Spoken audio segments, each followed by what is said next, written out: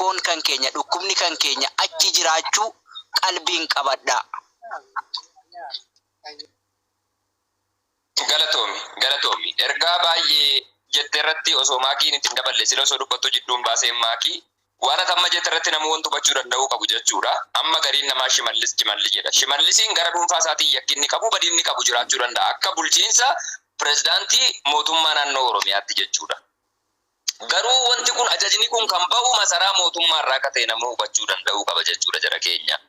Yeroo tokko jechuudha gaafa isaanii shanee wajjiniin hariiroo qabanu shanee wajjinis nageenyi ni bu'a jedhee shimallisiin dubbatu uummanni Abiyyiin hin dubbanne kana shimallisumatu callisee caffee Oromiyaa keessatti dubbata waan akkasii jedhee dubbii sana chillaa jedhee tuffatee ture jechuudha. Booda Abiyyiin afaanuma isaatiin maal jedhee dhufe nutu waliin dubbatee isaa wajjin erga dubbannee kaane booda shimallisiin ba'ee dubbate akka jedhan dhageessu hundumni keessanuu yoo tarii waa yaadatu ta'ee jedhe jechuudha dhaloonni kun. Yeroo kamiyyuu murteen ba'u masaraadha akka ta'e kana sammuu keessa galfadhu dhaloota. Dhugumatti osoo wanti kun beekamtii mootummaa federaalaatiin alatti kan raawwatamu ta'eeti wallahi immediately wanti kun deebii argata ture gabbee gara mootummaatiin. Immediately dafee deebii argata ture. Dafee sagaleen uummataa kun fala argata ture. Achi waan qindeessanii itti walii galanii murteessanii lafarratti gad buusanidha waan kana sadarkaa kana kan qaqqabee jira jechuudha. Isinii galee kana namuu jala sararee hubachuu danda'uu qaba jechuudha. Gariin namaa shimallisii wanjaleenyaa godhe Abiyyi nama gaarii. Waan akkasii keessaa baa dhugaan dhugaadha waan ta'eedhaaf jechuudha. Dhugaa irratti yoo dubbannee jenne deebii argachuu dandeenya fala argachuu dandeenya. An kanuman jedhaati. Maakiyya sila osoo dubbattu addaan si baasee ture iyyuu. Dhiifama akkuma teetteetti kan bulchu biyya Abiyyidha. Abbaan fedhe waan fedhe godhus Shimallis taayee maal wanni jennu miti. Kan gaafatamus Abiyyidha hojii inni hojjetaa jiru kanatti jechuudha. Garuu anarra wanni dabarfadhu an akka mataa kiyyatti irrina imaanaatiin qaba malee jibbaa amantii kiyyaa hin qabu. An amantii tiyya lubbuu tiyya caalan jaadhu hundi keenya waan qofa osoo hin ta'in jechuudha. Asirratti yeroo taphannu namoonni kallattii biraa jedhu malee amantii ofii gaafa jedhamu wallahi inni barandaa ciisu kashilabbeen sakkaaraamiin jechuudha. Amantaa isaa gaafatu qabu jechuudha. Keessa isaatu hin ayyamne bara. Mucaarra Anwaar jaanii kan lubbuun isaa darbe yoo agartee jiraatte isa yoo laalte fuulli isaa yoo laalame duriyyee fakkaata. Garuu amantii isaatiif lubbuu isaa kanneen jira. Kana jechuun immoo hundi keenya amantii keenya ni feena.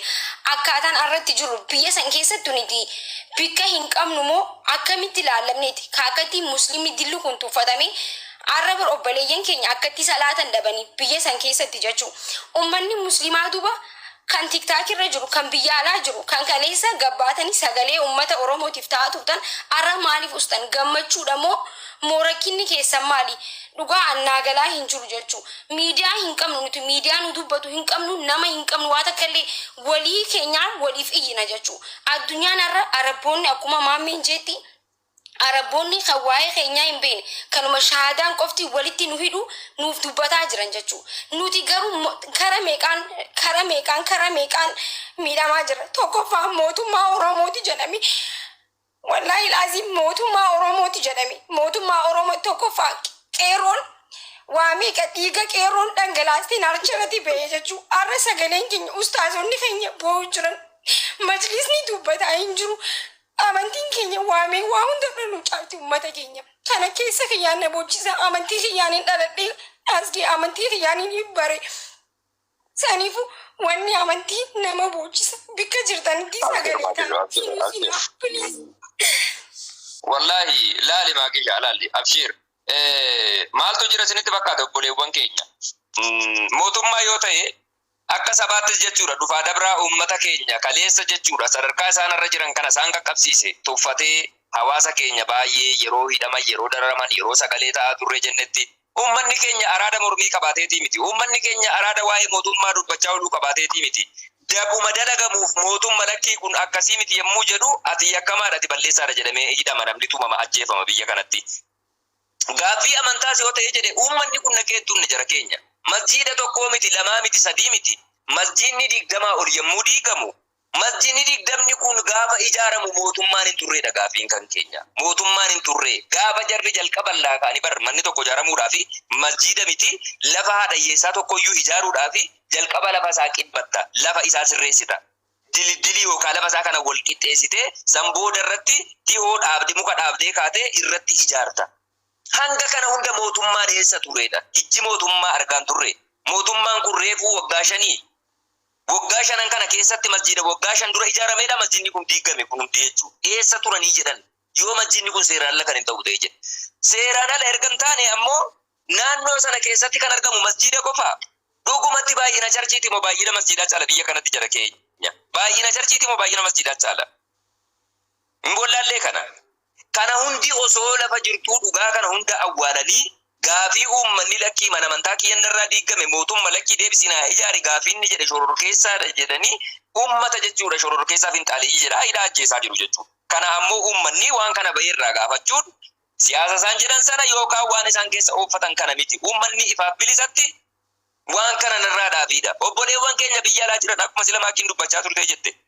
Hedduu miidiyaa kanarratti waa hedduu taajabaa turre torbee kana jala keenya. Gariin namaa hayyuu akka caaluu artiistii akka caaluu hiikanii akka caaluu mataan gaggaragalchees nashiidaa ustaas raayyaa jala qabee akka waan beeytee amantaa islaamaatiif rakkatee hacaaluu xiqqeessaa jiru itti fakkaata. Wallaalaan maqaa jijjiirratee jechuudha. Namoonni wantu hubachuu qabdanu maqaan isaa Ahmad ta'eef maqaan isii Jamiilaa taateedhaa fi gochi siin raawwattu islaama akka bakka hin buune hubadhaa. Allaattiin galaana irratti alba'uun baalaguma si agarsiisa malee galaana booressuun ta'u jette Oromoon. Ijoolleen akkasii sun hacaaluu caala miti. Ruubii hacaaluun godhe kan ofiif uummata islaamaatiif gochuu hin dandeenye nama akka hacaaluu fa'imataan gaggaragalchanii nama amantaaf dhimme fakkaatanii kutaaf amantaa yeroo walitti oofanu. Kaayyoo akkasii kan jalqaba irratti fidee uummata kanaaf raabse eenyu? Ajandaa akkasii kana kan fidee uummata keenyatti kenne eenyu? Siniif galee kaabineen biyya keessa teessee mootummaa irraa fandi godhamee uummata keessatti akka uummanni waan raawwataa jiru kana mootummaa irraa dantaa dhabee jechuudha. Mootummaa miti kan raawwataa jiru. Uummatumatu akkas gochaa jira akka inni jedhutti namoota kafalamee hojjechaa jirantu jiru. Ajandaa namoota kafalameef sana ammoo fudhatee wallaalaan keenya ittiin afaan wal babbaajjisaa miidiyaa irratti dhufee nama akka hacaaluu. Hacaaluun gaafa Harargee irraa uummanni keenya Soomalee irraa jechuudha buqqa'ee bakka ciisu dhabetti uummata kana faana dhaqee akka daa'imaa boo'a nama turedha. Abshiraa jedhaa milee toora nama ture. Malabbaa keessa dhaabbattee ture waa'ee hacaaluu kan dubbattu. Islaamummaadhaa dhimmitaniitii miti fakkeessummaa kijibummaa keessan baalagummaa keessa yoo ta'e malee yookaan immoo maqaa islaamaatiin akkaawuntii banatanii yoo mudii nutti qabachuu ta'e alatti malee. Gaafiin Oromoo ammas obboleewwan keenya Oromootti nuuf hubachuu qabdan kana jalatti argamtanu. Gaafiin Oromoo waa'ee tuulamaatii miti waa'ee maccaatii miti. Maccaaf tuulama yoo ta'e jedhe takkaa Oromoo walga'ee Oromoo islaamaatii wal tuqee hin beeku alhamdulillahi rabbil alamin. Guyya tokko jechuudha jireenya idilee isaa akkuma Oromootti waliin tuffatame waliin miidhame waliin cabe. Miyuutii godhatee tamaakisha. Okay mana keessa dubbachaa jirta. Maakii achii dubbachaa jirta natti fakkaata mana keessa. Nu dhagaan jirtu. Dhageeffadha. Oromoon akka Oromootti waliin cabe, waliin miidhame, waliin tuffatame. Hubattanii? Kanaafuu rakkoo uummanni islaamaa irratti du'aa jiru irratti rakkataa jiru kana piliis ajandaa gootanii dhimmoota birootiin jechuudha namoonni callistanii asirratti ajandaa waliif uumtan kun rabbiin sodaadha. Keessattuu hordoftoonni amantaa biroo. Yeroo kana keessatti yoo uummata obboleewwan keenya uummata islaamaa wajjin dhaabachuun kan isin hin gammachiifne yoo ta'e illee callisaati akkasitti nu ilaala piliis. Obboleewwan keenyaaf ajandaa uumtanii waan kana irratti akka yeroo keenya wal gubsiifnu nun godhina. Nuuf obsaa yeroo kana keessa miira keessa jira uummanni. Garaa isaatu onnee isaatu boo'aa jira. Jaallateetii miti namni kan boo'u. Jaallateetii miti namni kan deemee lubbuu isaa wareeguudhaaf of qopheessu. Rakkoon hammaattee jennaan. Rakkoo kana keessatti immoo yoo cinaa dhaabbachuun isinitti ulfaate ofii keessaniifis rakkoo ittiin ta'inaati. Akkasumaan dhiisaa waan birarra dubbadhaa waan birarra taphadhaa. Biizinasa kana keessaa nu baasiniin jenna obboleewwan keenya kabaja wajjin. Ahmad Boorishaa bakka nagaya. Assalamu alaikum warahmatullahi wabarakatuh. Wa alaikum salam warahmatullahi wabarakatuh. Sagaleen kee ni dhaga'ama miti? Dhaga'ama jaa'ibatti dhufuuf. Walumaa galatti waan atamma ajandaa hamma namoonni waan kana balleessuudhaa fi maallaqaan bobbaafamanii jiran yeteettu qabatamaan waan argin qaba. Anis qabatamaan hin beeku. Qabatamaan jechuudha garee qabu garee. Wallahi summa wallahi viidiyoo isaa kana wanti kun darbee jennaan viidiyoo garee sana keessatti hojjetamaa jiru guutuun gabbaasa. Anamma ajandaa uummatatti himnuudhaaf viidiyoo qabatamaan hin lafaa qabaan itti fufiyatu. Anis argeetiin jira waan kanaan irra ga'ee waan kana qaamaan argeera warra waan kana godhaaran. Warri waan kana godhaaran gareen ijaaramee jiru maal godhanii suuraa xaqilaa ministeerii Abiyyi rakaattu namni kanarran kaa'anne achi keessaa ni adabama garee sana keessaa hin baafama yoo suuraa Abiyyi ran kaa'anne suuraa Abiyyi rakaachuu qaba kaayyoonsaa as bahee TikTok irratti waan uummanni jedhu faallessuu sagalee uummanni ta'u kana gara biraatti micciiruu ajandaa biraa as fidanii waa dubbachuu warra waan akkanaa godhanii garee ijaarratantu jiran garee sanaan qaamaan irra gahee argeera. Walumaa galatti kun akkas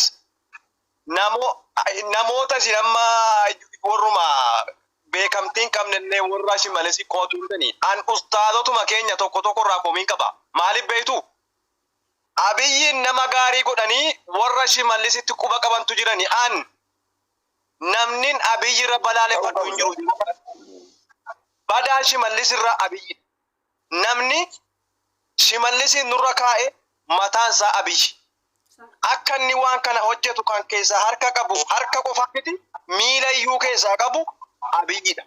Kan kaleessa masjida Anwaaritti namni meeqa achi keessatti akka inni hidhame masjidni mana hidhaa ta'e akka namni mana hidhaa taasifame masjida keessatti hidhamu kan godhe Shimallis Abdiisaati. Waraana Shimallis Abdiisaati. Poolisii naannoo Oromiyaatu kaleessa masjida Anwaaritti dhaqee marsee akka ummanni gad hin baane achi keessa qabe. Poolisiin kaleessa achitti ramadame ummata islaamaa kan biyya keessaa kan biyya alaa masjida mana rabbiidha bakka salaataa qilintoo godhanii isa ummanni ganama dhaqe halkan achi keessaa gadhiifame ummanni. Halkan achi keessaa gadhiifame osoo nyaatin osoo nugin miskiinni rabbii kan waahii amantii isaa malee musallaa isaatiif waan irratti salaatu iyyiitii tokko fudhatee nadne shugguxii takka fudhatee nadne dhakaa baadhatee nadne salaata mana rabbiidhaa dhaynaan mana rabbii keessatti hidhee kan kaleessa mana hidhaa oolche Shimallis Abdiisaati. Maaliif dhugaa dhoskitan? Maaf dhugaarra ol baatanii teessan? Sa dhugaa rabbii namni waan kana dhibbatti harka keessaa qabu mataansaa abiyyidha. Kan kaleessa ummata keenya hidhe abiyyi. Waraana kan nutti bobbaase abiyyidha. Poolisiin naannoo Oromiyaa maal godhan? Shimallis Abdiisaa kaleessa bobbaa dhaqaati masjida Anwaar keessatti akka namni gad hin baane achi keessa dhorkaa kan jedhe Shimallis Abdiisaati. Maaf harka walirra qabdan? Shimallisiif abiyyi maali saree buchee garaagarummaa qaban? Saree bucheen garaagarummaa qaba. Jarri kun waliin hojjetu, waliin nyaatu akka itti yaadan tokko kan wal kaa'ee jira. Ogutta akkasii dhaabsisuu biyyaa fi ogutta akka dhiifama. Ogutta akka dhiifama naaf godhi warri emoojii boo'ichaa asirra godhaa jirtan nuti ifiifuu viidiyoo gisee poost goonu viidiyoo keenya wanni kaasaa jiraniif waan isin as jalatti bochaniif akka nuti sagalee keenya dhageessifannu piliiz hin boo'ina. Katabbii qofa kataba galatooma. Galatoomi maafi obboleewwan keenya namoonni bu'aa jirtan tiktookiin viidiyoo nurraa kaasee warniingi nuti kennaa jiran viidiyoo maafi sirraa kaasaa riippoortii godhaa jira namoonni akka dandeessan yeroo viidiyoo argitanii jettanu koppii liinkii godhaa yeroo namni laayivii seenee jedhu jechuudha taattaa godha koomantii jalatti hin boo'inaa garaa keessan keessatti boo'aa hin boo'inaa koomantii jalatti because himimmaan sana argee akka waan tiraajidii yookaan akka waan shororkaa waa wayii se'ee ka'ee jechuudha baaraatti sanatti rakkoo qaba waan ta'eedhaaf jechuudha hin boo'inaa koomantii jalatti biliis viidiyoo namni wantoota kana maxxansu jalatti illee hin boo'inaa garaa keessanitti boo'aa rabbiitti boo'aa as jalatti boosanii wanti tokko hin dhufuu danda'u hin jiru hanga dandeessanii miira keessan tasgabbeessaati akka rakkoo hin finneef jechuudha akkaawuntii ijoollee waan akkasii raawwatan irratti jechuudha hin boo'inaa koomantii jalatti biliis amaanaadha itti fufi amar keenya.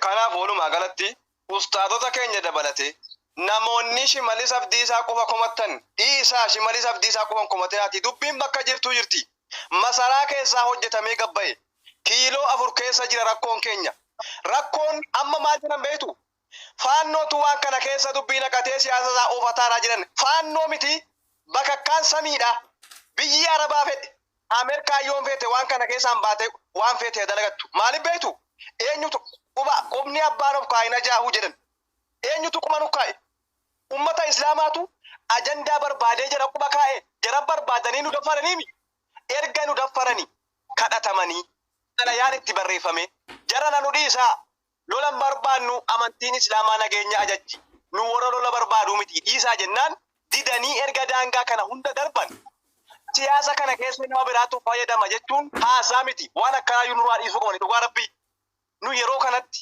warra miidhamee jiru warra daffarame warra masjiidni nu jalaa diigame qur'aana rabbii gubate osoo kun madaan kun garaa keenya keessa jiruuti achi as ba'aniiti siyaasa akkasiitti kaadireen walii qabamtee kaadireen gurmoofteeti waan kana siyaasa akka godhaatti furmaanni jirtu nageenya furmaanni jirtu nageenya yoom jibbine erga nageenya jaallachuun keenya gaafa xalayaan Sheekh Ibrahim barreeffamtu nageenya barbaanne. Gaafa majlisni naannoo Oromiyaa xalayaa barreessu nagaya barbaanne. Silaa nagaan barbaanne gaafa qawwee fudhannee kana. Silaa gaafa Sheekh Ibrahim xalayaa barreessan gaafas shugguxiidhaa fi meeshaa qabnu hunda fudhannee baana. Xalayaa dhiifne deemnee xalayaa barreessuun keenya waan nageenya barbaannuuf islaamummaan waan inni nagaa nu barsiise. Kana hunda didaniiti erga dubbiin dhufee as ga'e nama nurraa wareeganii masjiida nurraa diiganii ka'aniiti amma kana keessa naftanyaan keessa waa fayyadamaatti jiran. Naftanyaa miti diinni biraa keessaa waan fedhee godhu ana kammaa yeroo kanatti diinni kiyya naftanyaan kiiloo 4 keessaa shira kana gabbaase. Diinni keenya kiiloo 4 keessaa waa gabbaase. Isaa yookiin malis abdiisaa hoolaan achi harkisan harkifamu. As harkisan harkifamu. Duuba kanatti harkifamu. Shimallis abdiisaa hoolaa abiyyiiti. Bakka abiyyiin jedhe taa'a. Nyaata abiyyiin nyaadhu jedhe nyaata. Waan abiyyiin jedheen deema. Takka abiyyiin malee shimallisiin hin humatinaa. Uumiin keenya abiyyi irratti xiyyeeffachuu qaba. Yoo mallee ustaadota keenya ta'e. Dhaamsa kiyya kun.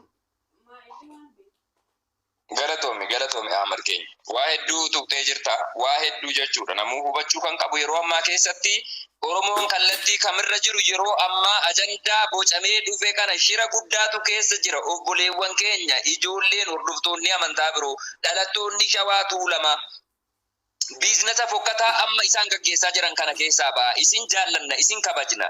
Shira isin hin beekne guddaatu jira kana yoo ta'an bocamee jedhe.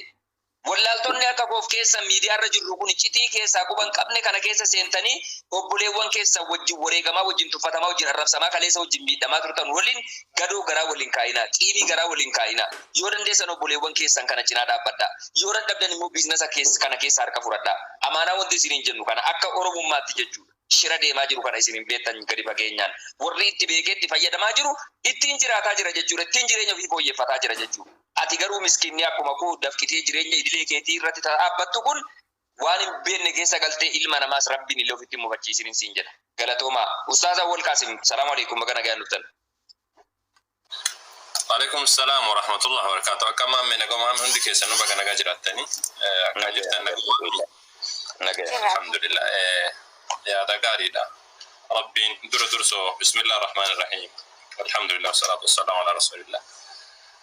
Dura dursoodha nu hundaa'u warra nasriidhaan galu rabbiin nu haa taa'isu mootummaa kenna kanallee mootummaa Itoophiyaa kanallee warra sammuutti deebi'u rabbii isaan haa taa'isu yeroo hunda faallaa namaatii fi faallaa dhala namaa deemuu malee karaa namni deemi jedheen deemuu wallaaluun kuni rakkoo hedduun nu saaxilee saba hedduu rakkina keesseensisee Itoophiyaallee rakkina keesseensisee garri inni nuti nun deemu jiru gara qileeti gara namni deemuu miti gara qileetti deemu jira.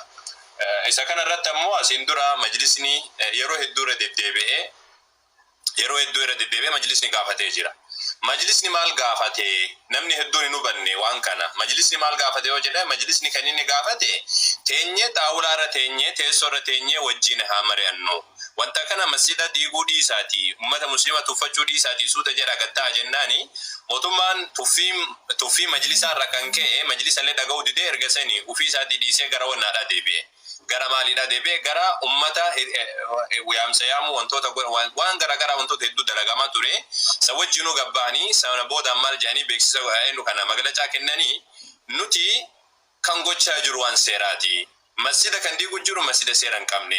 Tayyib masjida seera hin qabne kan jedhamu akka fooqiin ijaarame hawaasni musliimaan beekama akkuma beekamutti yoo wanni tokko seera hin godhatin haga wanni sun seera godhatuu fi qorqorroon ijaaran malee dhakaadhaan ijaaran. Masjida dhakaadhaan ijaarame kan waggaa 20 ol akka sureetiin jedhu ofii isaaniitti diigan.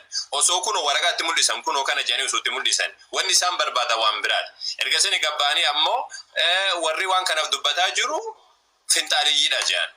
Maal jechuudha isaa finxaaliyyi jedhaniitti nama wanne jechuun kan gaafatu jiru majlisa Oromiyaa, majlisa federaalaa. Majlisni kun hundi isaatu warra afaan Oromoo dubbatu. Hundi isaanii warra afaan Oromoo dubbatu. Majlisa federaalaa kan jiru Oromoodha. Majlisa Finfinneerra kan jiru Sheekh Sultaan Aman Oromoodha. Ammas ammoo majlisa Oromiyaarra kan jiru Sheekh Jamaal nama beekamoodha. Haa ta'u garuu ammoo finxaaliyyi jedhaniitiin hooggantoota musliimaadhaa akkasitti waaqaa kanaan dubbachuuni waan akka malee nama saalfachiisu. Ammallee nageenyi filannoo hin qabu mootummaan gara nagaatti deemee karaa nagaatiin afaaniin namaan dubbateeti suuta jedhee taragaaggeeti yoon deemini biyya kana diiguudhaaf deema. Biyyi kun akka Somaaleedhaa taate, biyyi kun cicciramtee, biyyi kun rakkattee akka jiraattu barbaadaa jechuudha. Ammas nageenyi filmaata biraadha hin qabu. Akkaataa inni itti deemu jiru kun sirriidhaa miti guutuun guututti. Ummata musliimaadhaa ummata waa harkaa hin qabne, ummata musliimaadhaa ummata cuubee harkaa hin qabne, ummata musliimaadhaa ummata minxaafa qofa qabatee salaatuudhaaf bahe. Kaleessa fattashuu turan ganamarraa kaasanii ufii isaaniitti fattashanii galchan. Cuubee kan hin qabne, kan xiyyiitii hin qabne, kan waan takka harkaa hin qabne. Ergasanii ammoo ummata musliimaa namoota san ijoolleen dogongortuun yoo dogongorteeti fakkeenya poolisa tokko darbatte ummata musliimaadhaa kan akkana harka duwwaadhaa bahe kana xiyyiitii irratti tokkosanii xiyyiitiin ajjeesanii san boodan ammoo akkasitti hidhanii haga galgala haga magribaadhaa eegsisan. Kun gocha shororkeessaan tokko hojjetu malee gocha mootummaan hojjetu jaaniitti yaaduun nama dhiba akka malee wallah. Akka malee nama dhiba dubbiin kun eenyu mootummaatu akkana gochuu jira jaanii dubbachuun hedduu nama dhibaa jechuudha. Kanaaf ammas mootummaadhaan kan nuti jennu yeroo hundumaa kan nuti jennu qaamolee mootummaatiin illee warra ajandaa uumuuf rabbachuudhaaf deemu kana isinitti baratte malee gadi dhaabbadhaatii ufii keessanii hin burjaajeenaati waan hin taane kanan dalaginaati muslimni akkaataa kanan gadi hin dhaabbatu akkaataa kanan muslima sobuun hin danda'amuuti gadi dhaabbadha mareedha. Hooggantoota qabna. Hooggantoota bakka buufannee jirra. Hooggantoota bakka buufanne sana ammoo kan wajjin dubbachuu qabu isin. Hooggantoonni koottaati nu dubbisan wajjin haasawaa isiniin jedhanii jiran. Kana bira dabartanii ammoo ummata musliimaadha sodaachifnee qawweedhaan sodaachifnee hokkoraan sodaachifnee hokkora garagaraadhaa kaafnee ajandaadhaan olii gad gooneetiin injifannee akka jettan taate wallahi haqiiqa isinitti himaan. Biyyi sun ni diigamti. Biyyi sun ni diigamti irra deebee dubbadha. Biyyi sun Itoophiyaa wanni jedhamtu kun diigamteeti akka Somaaliyaadhaa taana. Uf eeggadha warra mootummaatiin jedha kan. Ammoo ijoollee musliimaadhaa ammas irra deddeebee dhaamsi andaamuuf jira. Sun maalidha jennaani ijoolleen musliimaadhaa saatii kanatti wanni gochuun barbaachisu bakka jirtanii sagalee ta'uun dirqama. Waan hunda dhiisaatii sagalee ta'a. Ajandaa jalan fiigina. Akkuma ammeen jechuu turan ijoolleen kenna jechuu turan kana namoonni beekaatiin keessattuu ijoolleen kiristaanaadhaa sirriitti eeggadha bakka kanatti ajandaa kan irratti uumu jiru isin osoo hin beekin taate beekaatu taate kan uumu jiru isin eeggadha. Maaliif maqaadha ijoollee kiristaanaa jedhee ijoollee kiristaanaa keessan kan nutti mul'atu jiru warri ajandaa mootummaatti yaa'u jiru warri maaliidhaan yaa'utti jiru waaqeffataallee keessaan namni jiru jira. Uf eeggadha. Musliimni jazbaanillee uf eeggadha. Wantoota garagaraa wanni warri hojjechuu jirtan wanni kun waan amantiiti waan akka taphaatti namni callisee bira dabruudhaa miti. Isinii galee waan amantiiti. Awwal qaasimillee osoo lubbuu kan kee kenni jaaniini waa'ee amantii irratti hattaa naman salaanne osoo lubbuu kenni jaaniini lubbuun garaa naman nyaattu waa'ee amantii irratti. Uf eeggadha ammoo ijoolleen kiristaanaadhaa ajandaa uumtanii warri deemtanii isin beekna dhaga'u jirra wanni hunduuyyuu nu bira ga'u jirti. Akka deemtan kana yoo ka deemtan taate rakkisaadha. Isinii galee sirriitti rakkisaadha. Akka deemtan kanaan hin deemina dhaaba wantoota hojjechuu jirtan kan. Wal gorsalleedha dhaaballeedha gaafa dheengaddaadha gaafa ijoolleen Oromoodha ijoolleen musliimaa hundi kaateetiin ortodoksii wajjin bar sadarkaa maalirra geesse sadarkaa mazmuurii dhageeffachuu irra geettee bar kiristaana jabeessina jedhanii.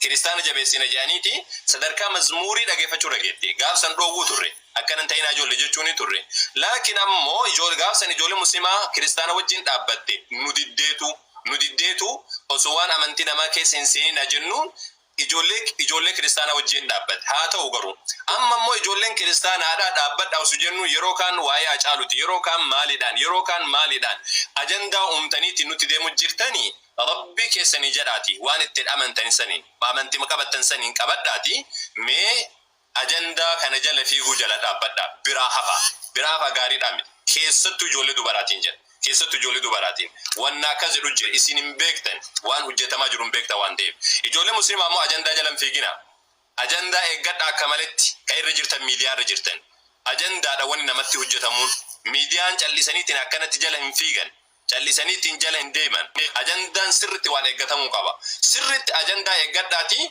suuta jedha adeemaa suuta jedha dubbadhaa majlisa jala hoogganamaa majlisa harkaallee bahuu sun taane majlisa kabajuun dirqama. Maaliif jennaan namoonni majlisa irra jiran sa'aatii kanatti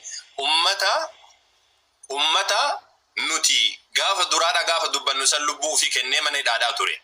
Namoonni majlisa irra jiran Shaajii Ibrahim warra hidhamee ba'e. Ahmadiin Jabal warra hidhameetiin ba'e. Hin beekta waan inni ta'eetiin ba'e. Kaamil Shamsu warra hidhameetiin ba'e. Yaasin Nuruu warra hidhamee ba'e. Abubakar Ahmad warra hidhameetiin ba'e. Warroonni kunniin ammoo hin sodaatan hin jedhinaani.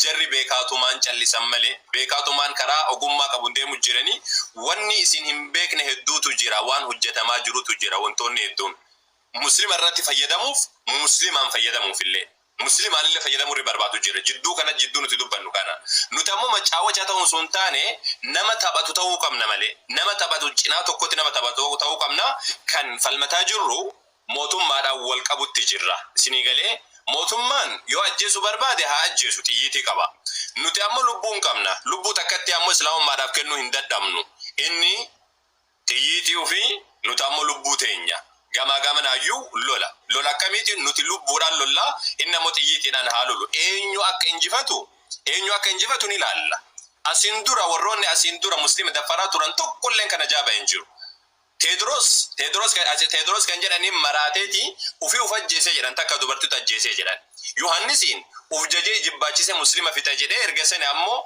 Suudaan illee ummanni jala baqatee nama 50 muslima fixe osoo gaafsan kadhumatu taate zamana san keessa muslimi dhumata nama 50 fixe ummata muslima olloko kaawwan dhufee kaan akka malee giddisiise ummata dhamaasee sanboodaan muslimni jala baqatee Suudaanii gallaan achitti illee dhiisuu jedhee faana deeme achitti dhaqee jennaan mormi isaa achitti irraa muramee hagammaa mormi isaadha muuzeemii jira tayyib lakkaa asumatti mililikitaaneeti mililikillee akkasumatti masjida rabee fincaan rabbiin subhaanahu wa ta'ala qaama isaatti qomaataa gadhiisee qomaatee mataan inni hidhatee deemu sun qomaataa mataa irra jiruudha kan mul'atu inni hidhatee deemu jagnummaa fi miti jarri jagnummaa hidhatee jiran isinii galee jarri jagnummaadhaaf mataa hidhatee jiran qomaatummaa matatti rabbiin gadhiise qaama isaa guutuu qomaataa godhe mana gabba'u dadhabee osoo mana keessa mana masaraa keessa osoo taa'u achumatti du'e achumatti awwaalame erga sanii Haayile Sillaaseetti dabre Haayile Sillaaseen rabbiin subhaanahu wa ta'ala waggaa 3 keessatti islaamummaa kana gadhiiftan jedhe muslimaan dhaadate waggaa 3 san osoo gahin mana Shintibeetii keessatti qabrii isaa rabbiin godhe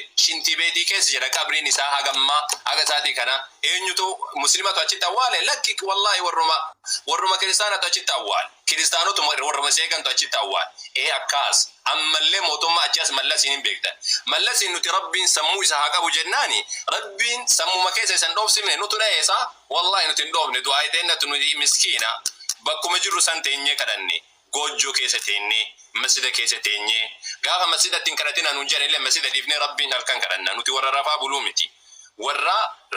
miti warra rabbii wal quba qabu rabbii kenna kadhanne halkan kaane yoo guyyaa nu dhoowwan yoo halkan rabbiin kadhanna halkan namni si dhoowwu jira wayita rabbii kan keetii adda baatu sa'aatii sanitti rabbii itti kadhannee jennaan mallasiin mataa keessa dhaameetiin hin duune isaa eenyu ture muslima dhahe qeesii mattu dhahe ber qeesiitu mataa keessa dhahe ofirraa addunyaa kanarraa gaggeesse wanna ikaitaanu eenyuun Haayile Maariyaam ka jedhan san ammoo isa san ammoo isinuu argu jirtan nama jiruu du'eedha hin danda'u jedhee mootummaa ofirraa kenneedha jiruu du'uudha kun maaliif jiruu du'e nu dhiise jedhanii ummanni muslimaa hin kadhatan lakki nu dhiise jedhaniin hin kadhatan lakki nu dhiise jedhaniin erga sana ammoo rabbiin subhaanahu wa ta'ala jiruu isa ajjeese ammallee warri mootummaadhaa ka akkasiif deemu jirtan yoo kan gorfamtan taate muslimarraa dhaabbadha gara hammeenyaatti dhoofina isa jedhu barbaada ijoollee muslimaa ammoo sirriituuf haggannoo godha amantiin aman tuqinaa Ustaaz dubbii afaanitti isin qabe wanti isin dabaluu qabdan obboleewwan keenyaaf jechuudha namoota birootiif carraa isiniif hin kennan of kolcha warra walii fi feenee takkuma wanti jechuu barbaadu obboleewwan keenya keessattuu yeroo amma uummanni islaamaa jechuudha dhimma biisii kanaan jechuudha dhimma kanaan biisii ta'ee jiru keessatti ajandaa warri fandi godhamee fi maallaqni kafalamee fi jechuudha beektee yakka mootummaan hojjete kana uummata dagachiisee jechuudha waan kana geessee Oromoo kutaaf gandatti galchee Oromoon kun miidiyaa kanarraa akka wal fixu qaamota gochiisaa jiran sana jechuudha summii isaan bacaasan kana akka lukkuu abaarsaatti bu'achuu kana dhiisee qalbii godhatee yeroo kana keessatti qaama kamiyyuu gartuu kamiyyuu ganda kamiyyuu arrabsuu dhiisee mootummaa waan kana raawwate qofa irratti xiyyeeffannoo godhee akka wanti kun fala argatu akka irratti bobba'an obboleewwan keenya islaamaa jalqaba irratti kan ofiiti kan sirreeffachuu qabnu jara keenya obboleewwan keenya islaamaa namoota akkasii sana ajandaa isaanii deemanii jalaa fuuchuu dhiisu yoo isaan kan dubbatan ta'ellee miira isaanii yeroof to'atanii namoota sana eenyummaa isaanii beekanii xiyyeeffannoon gochuu qaban waa'ee masjida kanaa qofa akka ta'e isin kallattii argatan yookaan ammoo carraa argatan hunda obboleewwan keenyatti nu dhaama kan ammoo wanti murteessaan jechuudha keessattuu gama miidiyaa kanaan jechuudha inni lafarratti namuu waan godhu kan godhu jechuudha miidiyaa irratti ammoo keessattuu tiktaaka kanarratti namootni bakka baay'eetti ajandaa biraa dhiisanii waan gardaa ta'anii dubbatu jechuudha waa'ee masjidaa dagatameera waa'ee mootummaa dagatameera waa'ee tuulama shawaa akkasii akkanaa islaama kiristaana waan isaan ilaallanne uummatatti hojmanii biraa fidanii kennaa jiru ኮመንት ስርም እያወራችሁ ያላችሁ ወንድሞቻችን አላችሁ እዚህ ጋር እያወራን ያለ ነው ስለሌላ ነገር አይደለም ስለፈረሰው መስጂዳችን ነው አማርኛም ይሁን ትግርኛም ይሁን ስልጥኛም ይሁን ዋትኤቨር የዓለም ቋንቋ ሁላችን የሚያግባባን ከሆነ በየትኛውም ቋንቋ ለመናገር ዝግጁ ነን ምክንያቱም የተበደለው የተጎዳው ዲነል ኢስላም ስለሆነ ዲነል ኢስላም ላይ ሲሆን አልহামዱሊላህ ሁላችንም እህት ወንድሞች ነን ሃይማኖቱ ነው የሚያዘን እንደዛ ብሎ መረዳት ያለባችሁ ልክ እናንተም በአማርኛ ለመስማት እንደምትፈልጉት አማርኛን የማይችሉ እህት ወንድሞቻችሁ አሉ ስለዚህ ለነሱም ደግሞ እድል ስጧቸው ኢንሻአላህ አስፈላጊ በሆነበት ቦታ ላይ ማኪም ትጨምርበታለች በአማርኛ ልታወራ ትችላለች እኔም በኋላ ላይ ይሄንን ነገር ሪቪው ላደርግላችሁ እችላለሁ ጣጣ የለም ነገር ግን አብዛኛው እህት ወንድሞቻችን አማርኛን የማይሰሙ ስላሉ እነሱም ይህ ኢንፎርሜሽን እነሱም መድረስ አለበት ምክንያቱም ይህ ችግር እየደረሰ ያለው ኦሮሚያ አካባቢ ላይ ስለሆነ ሞር ፎከስ መደረግ ያለበት ኦሮሚያ አካባቢ ላይ ያሉት እህት ወንድሞቻችን በዘር በሃይማኖት መከፋፈልን ትተው ይሄንን ነገር መፍትሄ እንዲያገኝ መተባበር አለባቸው የሚለውን ነው እዚህ ጋር ስፕሪድ ያደረግን ያለውንና እንደዛ ተረዱልላችሁ ፈልገን ነው ኢንሻአላህ እስከዛ ድረስ እንግዲህ እናንተም ዱዓ ያደረጋችሁ ታብታብ ያደረጋችሁ በመሃል ደግሞ በአማርኛ እንመለስበታለን ልላችሁ ፈልጌ ነው አካሲ ኡስታዝ ከኛ ኢንሻአላህ waan sairratti takkati si dabaleti wanna jedha waa'ee ajandaa tuulamaadha kanarratti dubbachuun barbaada ajandaan tuulamaa kan jedhan kuni tuulamni waan zamana hedduu ummanni waa nyaatu ummanni kijibaan ittiin nagadachuu ture amaarrilleen tuulamaan nagadachuu barbaada warri mootummaalleen tuulamaan nagadachuu barbaada haqiiqatti ammoo tuulamaan nagadachuun kun dhaabbachuudha qaba an akka kiyyatti wanni ammoo musa kana namoota tuulama jedhaniitiin akkasitti nuti deemani warroonni kunni warra kaadiree mootummaati warra mootummaan ergate malee tuulamni waan kana keessaa quban qabu an tuulama keessaa nama maanguddoo warra abeebeetuu faati namni sun nama guddaadha nama osoo beeti kiristaana lafan kennuuti masjidaa kenna jedheetiin ufiinni kiristaan nama masjidaaf lafa kennee ijaarsise beekaan isinii gadee namni sun nama guddaa nama tuulama keessatti beekama finfinnee garaa keessatti lafti inni kenne sun osoo musliimni irraa bita jedhee miliyoona 40-50 irraan bitan hagam masjidni irratti ijaaramee hagammaadhaa jira garuu ammoo lafa tuulamaatiin nagaduudhaaf warri deeman kuni namoonni hin hubanne malee warra isaan mataa isaanii tuulamaan taphachuu barbaadanidha tuulamni hagammaadha ummata miskiinaami tuulamni hagammaadha ummata gabaree ta'eetiin jiraatu miti finfinnee biratti magaalaa gasgeettu biratti tuulama hojiitti galchaa jedhamee wayita gaafatamu tuulama warra saamu tureemi gaaf dura lafa isaa gurguratanii